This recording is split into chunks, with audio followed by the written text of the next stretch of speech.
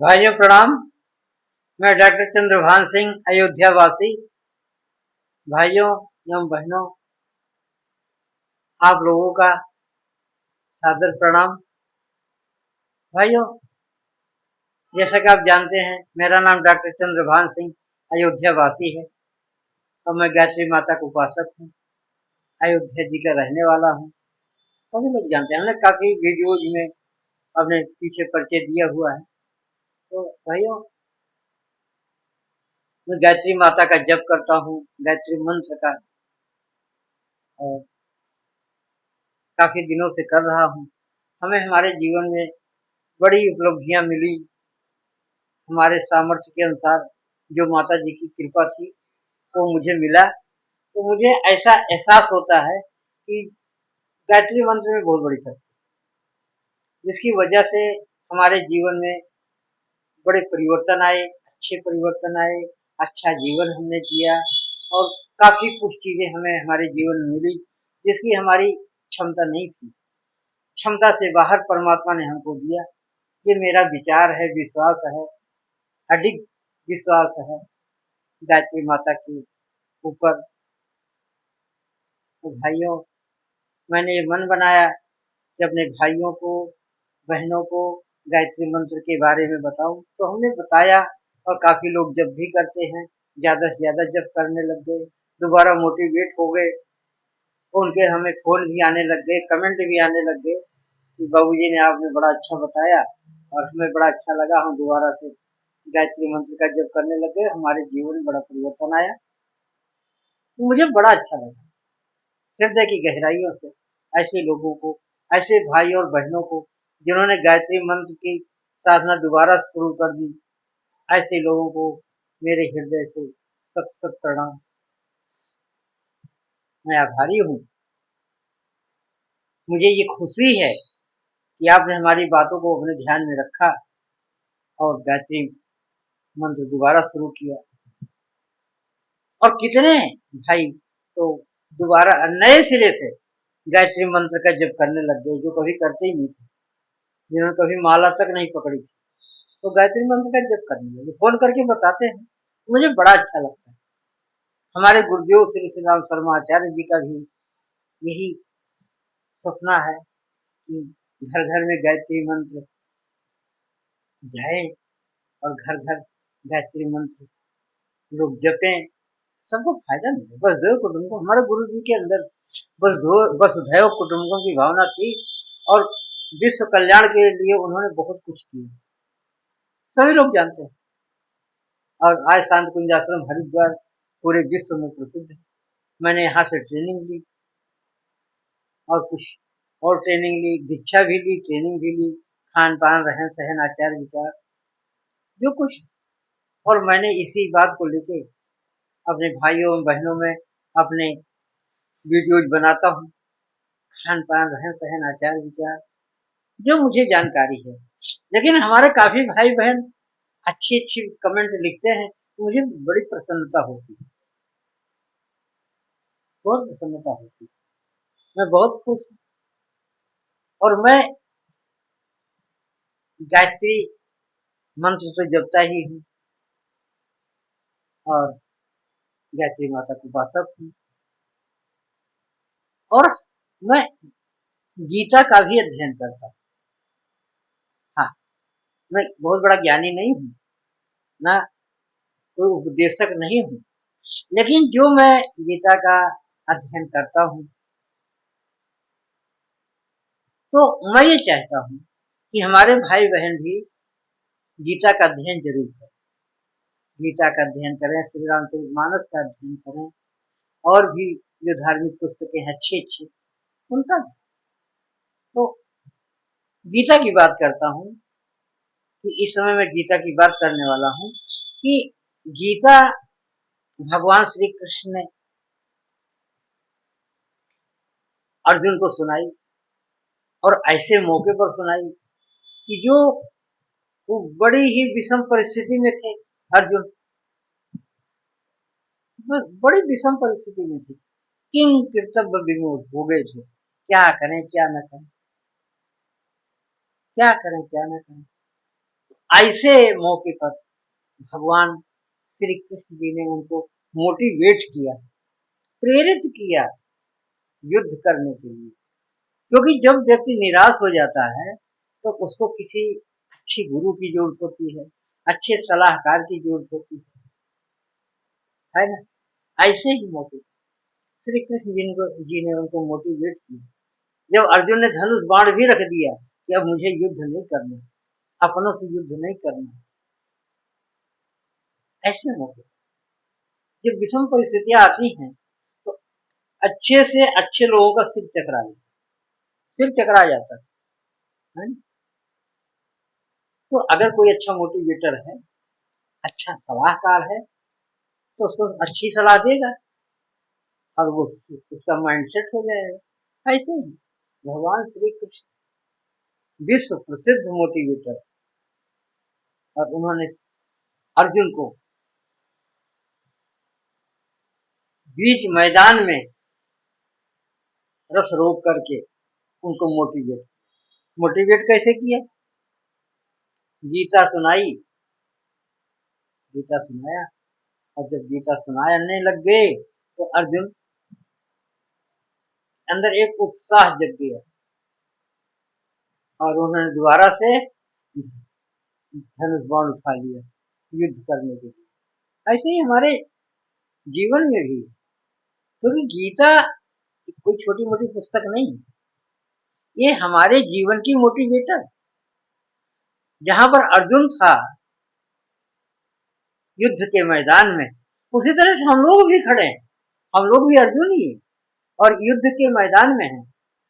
ये जीवन रूपी युद्ध का मैदान है। हम लोगों का जीवन जो है ना, बड़ा दंगाग्रस्त है। इसमें उलझन ही उलझन, टेंशन ही टेंशन, तमाम परेशानियां, तमाम बीमारियां, तमाम लड़ाई झगड़े। तो क्या है, एक महाभारत ही चल रहा है हम लोगों के जीवन में। तो बात ये होती है कि जब भगवान श्री कृष्ण ने अर्जुन को उपदेश दिया, मोटिवेट किया, तो जिस तरह से अर्जुन एक्टिवेट हो गया और युद्ध के मैदान में दोबारा से धनुष बाण को ग्रहण कर लिया और युद्ध करने के लिए तैयार हो गया, इसी तरह से वो ये गीता एक ऐसी चीज है जो श्री कृष्ण जी ने अर्जुन को मोटिवेट किया। वो अगर हम गीता पढ़ने लग जाएं, ध्यान से सुनिएगा, ध्यान से सुनोगे तभी बात समझ में आएगी और गीता पढ़ने का इंटरेस्ट भी आपके अंदर जग जाएगा। हाँ? तो वो गीता जो है वो एक तरह से मैनुअल है, वो दिशा निर्देश करती है जो श्री कृष्ण जी ने अर्जुन को सुनाई, जो आइडियाज दिए। तो जीवन जीने की जो कला है, भगवान अर्जुन ने युद्ध करने की कला बताई, और भी बहुत चीजें, खान पान, रहन सहन, बहुत कुछ चीजों के बारे में बताया है अर्जुन को। इसी तरह से अगर हम गीता को पढ़ने लग जाएं अच्छी तरह से, अब जब नहीं नॉलेज है तो गीता पढ़ने का मन ही नहीं करता, नहीं भैया ये तो बड़ा कठिन है, तो ये ऐसा नहीं समझ आता, ऐसा नहीं समझ आता।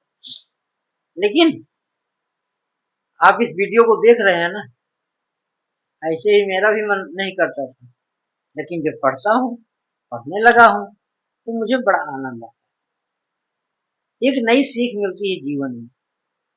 इसीलिए अपने अनुभव के आधार पर ही मैं आपको प्रेरित कर रहा हूँ, गाइड कर रहा हूँ। अगर आपने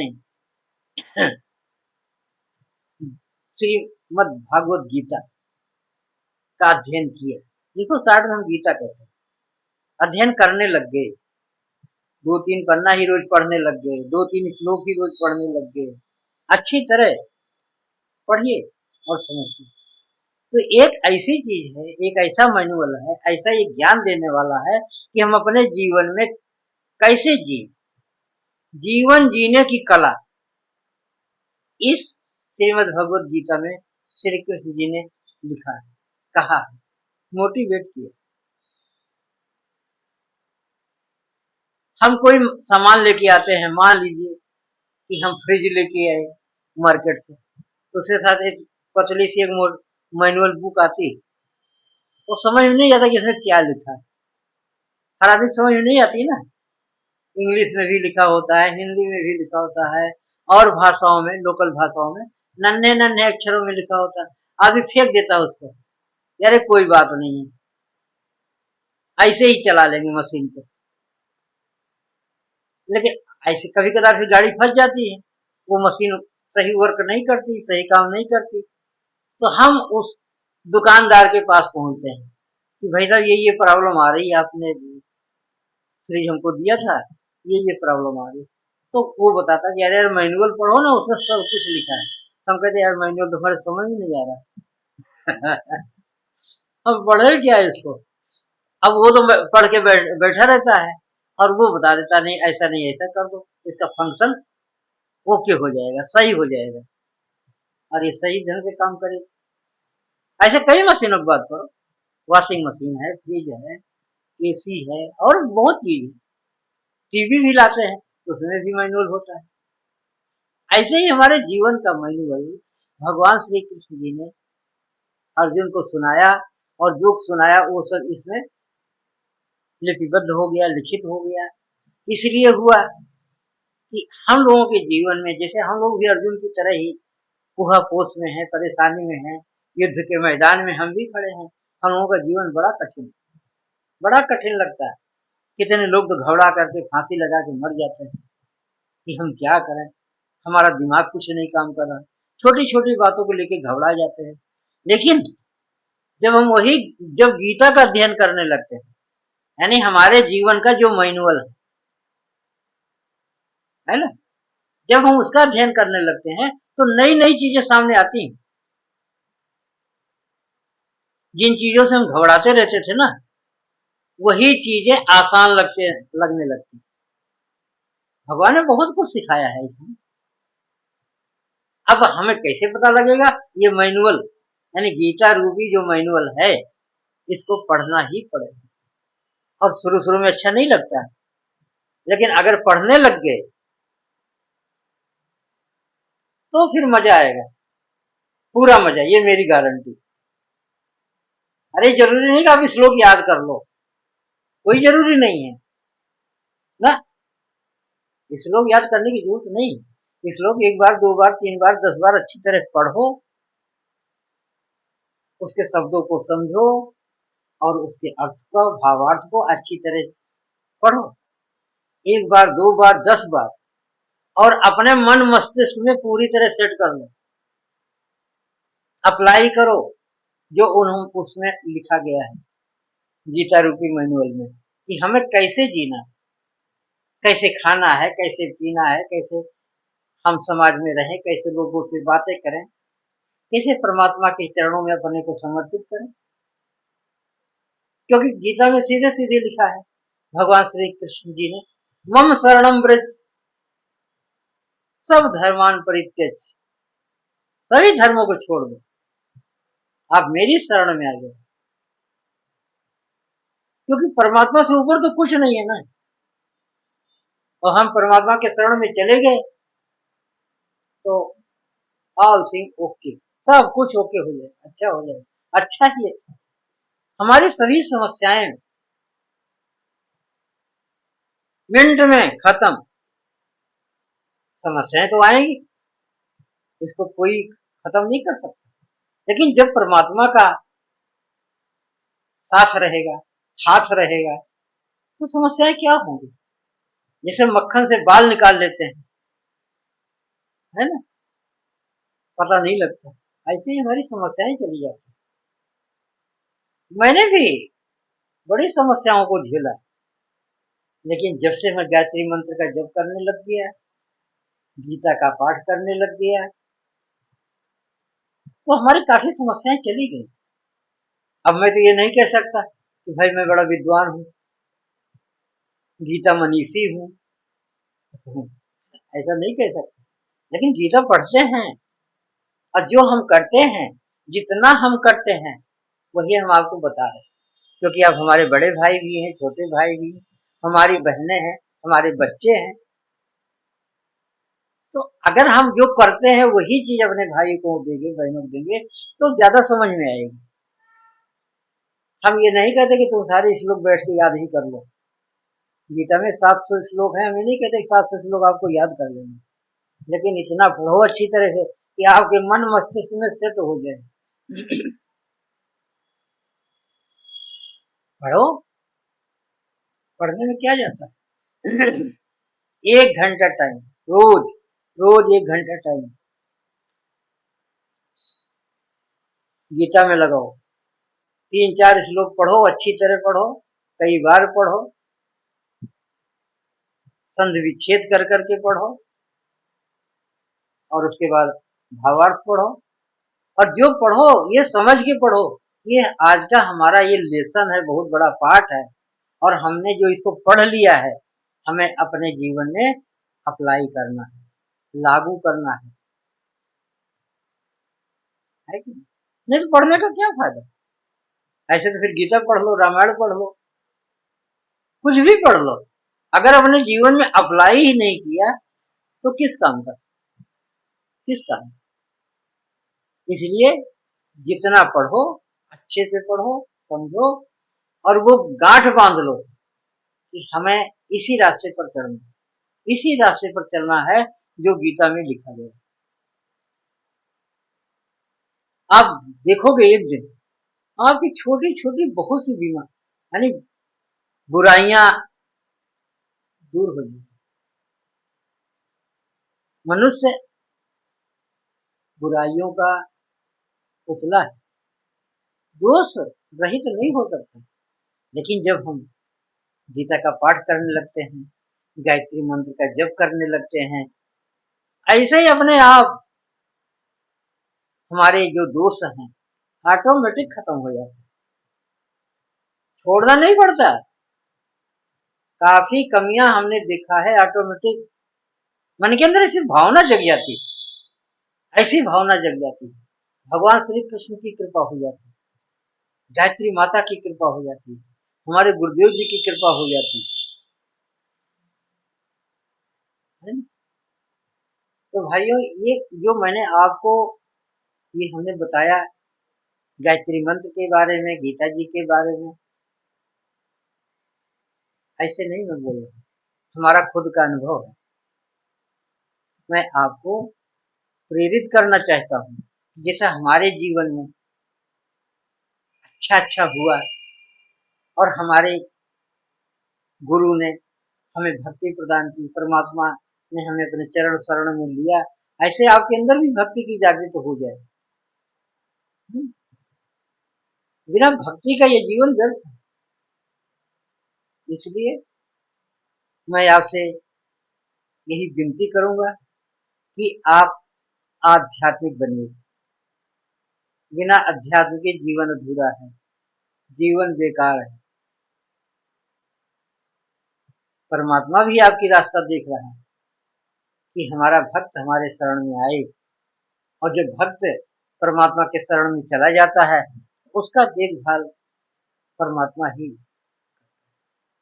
योगक्षेम हम, भगवान श्री कृष्ण ने खुद कहा है कि जो भक्त हमारी शरण में आ जाता है उसका योगक्षेम का वहन मैं खुद करता हूँ, उसके उसका कल्याण मैं खुद करता हूँ, उसको कुछ सोचना नहीं पड़ता। ये तो हमारी मूर्खता है कि हम उसके शरण में क्यों नहीं आ रहे, क्यों नहीं आ रहे?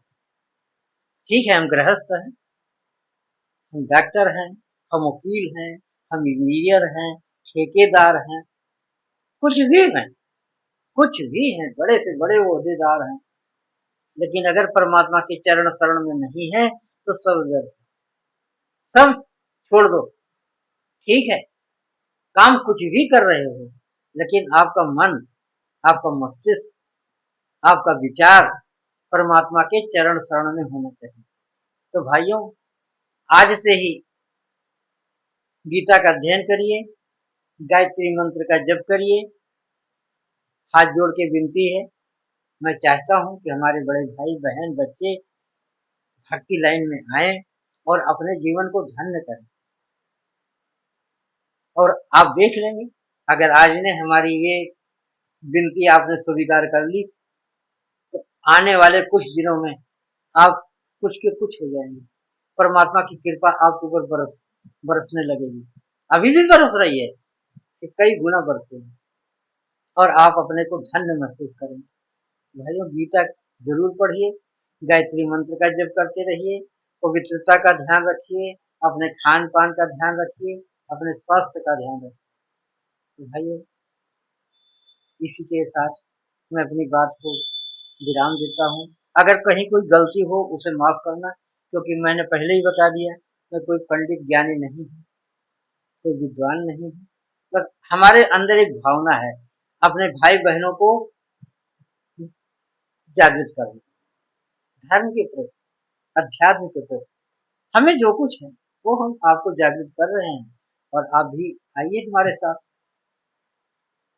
अच्छा लगेगा। भाइयों, अगर वीडियो पसंद आई हो या ना आई हो, फिर भी इसको लाइक करिए, शेयर करिए, चैनल को सब्सक्राइब कर लीजिए, कमेंट लिखिए, तभी तो मजा आएगा। अरे नहीं पसंद आ रही तो नहीं पसंद का लिख दो कि कमी हो गई आपके अंदर, इसलिए ना पसंद कर रहा हूं। तो हमें तो पता तो लगेगा कि हमारे अंदर क्या कमी है। और अगर पसंद आई है तो भी लिख दो, बहुत अच्छा। कमियों को भी लिखो, अच्छाइयों को भी बताओ, तभी तो हमें पता चलेगा, और हम और सुधार करेंगे अपने अंदर, अच्छी अच्छी बातें और डालेंगे अपने भाई बहनों के लिए। और वीडियो को ज्यादा से ज्यादा शेयर करो, ताकि लोग देखें और इसका फायदा उठाएं। ठीक। तो भाइयों, हम फिर मिलेंगे किसी अच्छी वीडियो के साथ। तब तक के लिए जय जय श्री सीताराम।